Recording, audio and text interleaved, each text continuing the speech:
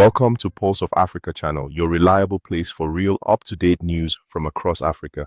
If this is your first time here, please make sure to like, share, and subscribe so you stay updated, informed, and connected to what's really happening from across the continent. Your engagement keeps our voice alive and strong. Disclaimer: the content of this video is based on credible, publicly available information, official statements, and other authentic online materials. It is intended for educational, analytical, and informational purposes only. We do not promote hate, violence, misinformation, or political unrest. Our sole objective is to provide context-rich insight into current affairs, amplify local perspectives, and support informed dialogue across Africa. The US President, Donald Trump, directly confronted South African President Cyril Ramaphosa with unfounded claims of white genocide and illegal land seizures. The meeting, held in Washington D.C. on May 21st, was meant to focus on improving trade relations between the two countries. But instead, it took a dramatic turn. Tensions had escalated after Trump previously cancelled key aid packages to South Africa, offered refuge to white Afrikaners, expelled the South African ambassador, and condemned South Africa's support of a genocide court case against Israel. Despite these tensions, Ramaphosa came prepared. He brought with him a delegation that included prominent white South African golfers like Annie Els and Retief Goosen, as well as billionaire Johan Rupert, hoping to send a message of racial unity. His goal was to steer the conversation toward trade and economic cooperation. After all, the United States is South Africa's second-largest trading partner, and with a looming 30% import tariff on the horizon, economic diplomacy was urgent. But what unfolded inside the Oval Office was far from diplomatic. Trump launched straight into a barrage of accusations. With the lights dimmed at his request and a television set up unusually in the presidential office, Trump played a dramatic video. The footage included images of white crosses and speeches by South African opposition leaders. Trump claimed these crosses were graves of white South Africans killed in ongoing violence, even pointing out Julius Malema, an opposition leader, and suggesting he should be arrested. But here's the truth. That video was recorded during a protest in 2020, following the killing of two white farmers. The crosses were symbolic, not real graves. The protest organizer had clarified this to the South African Broadcasting Corporation years ago. Trump wasn't done. He waved stacks of printed news articles and reports that he claimed were proof of widespread killings of white farmers. Repeating the word death with each page turned, he insisted that white South Africans were fleeing genocide and should be given refuge in the US. President Ramaphosa remained composed throughout. He pointed out that South Africa's overall crime rate affects all citizens, and the vast majority of murder victims are, in fact, blacks. South African police recorded over 26,000 murders in 2024 alone, with only 44 connected to farm-related violence, and of those, just 8 were farmers. Still, Trump cut him off, insisting, the farmers are not black. Ramaphosa countered by referencing the 3 white South Africans beside him, and claimed, if there was a genocide against white farmers, these gentlemen wouldn't have been there with him. Yet, Trump persisted, echoing a conspiracy theory that has circulated in far-right circles for over a decade. He was even backed by tech billionaire Elon Musk, who was in the room and has publicly supported similar claims. In the latter part of the meeting, billionaire Johan Rupert intervened, stressing that crime in South Africa affects everyone, especially poor black communities. Rupert emphasized that violence in the country was complex and not racially targeted. And I have other friends in South Africa, I have people that left. One in particular that says you can't go there. He said they want to take your land, they take your land and they kill you. It's okay, and they say it's okay to do. Now, we're going to talk about it, but this is a tremendous, look, this is a story recent. These are all people that recently got killed. Yeah. And I don't know how it can get any worse. These are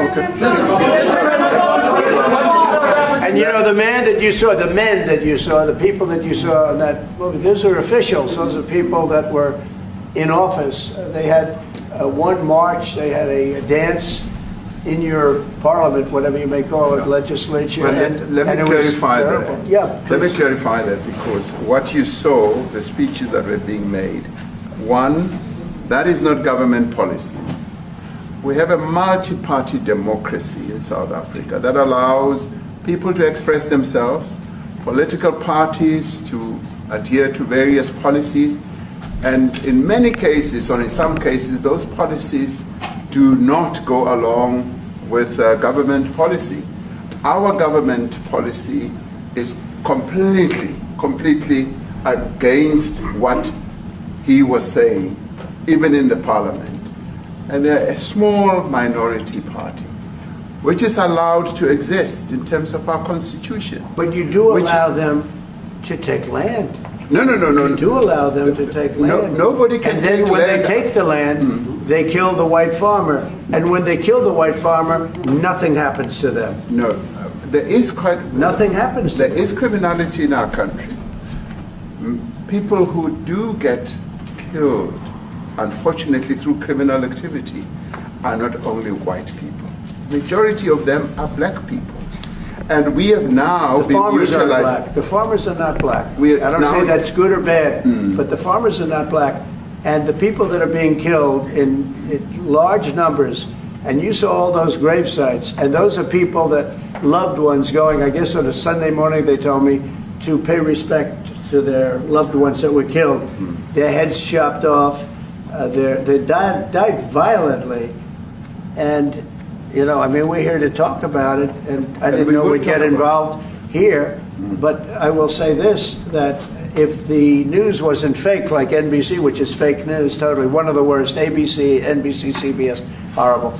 But if they weren't fake news like this jerk that we have here, if we had real reporters, they'd be covering it. But the fake news in this country doesn't talk about that. They don't want to talk about it, but now they have to talk about it. But they won't. This won't even be a subject. They'll have him talking about why did a country give a free, think of this, why did a country give an airplane to the United States Air Force?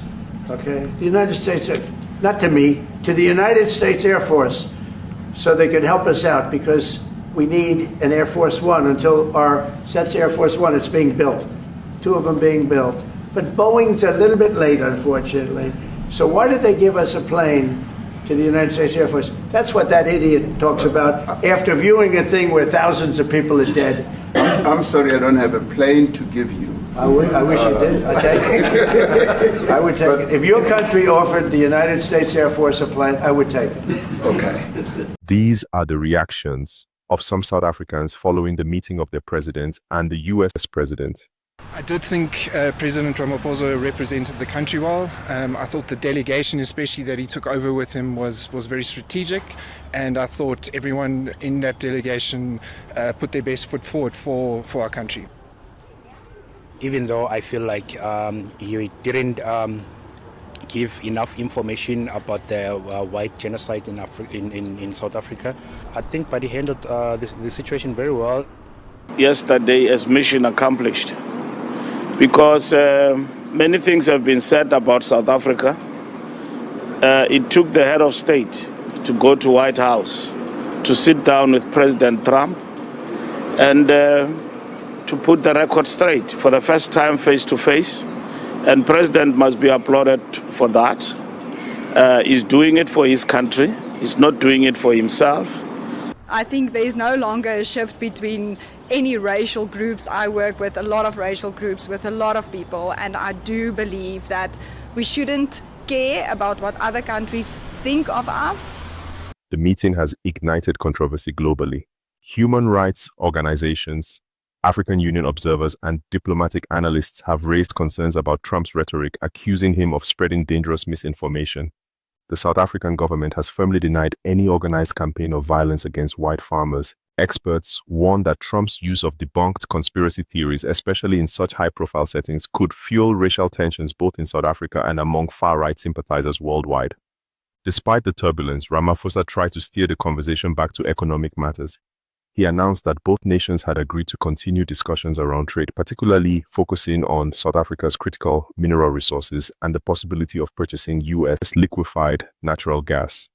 What does this tell us about the future of diplomacy between Africa and the United States? Will these kinds of confrontations hurt African economies or expose deeper truths in international relations? Tell us what you think in the comments. And don't forget to like, share, and subscribe to Pulse of Africa for more in-depth news and analysis across West Africa, the Sahel, and beyond. Stay informed. Stay empowered.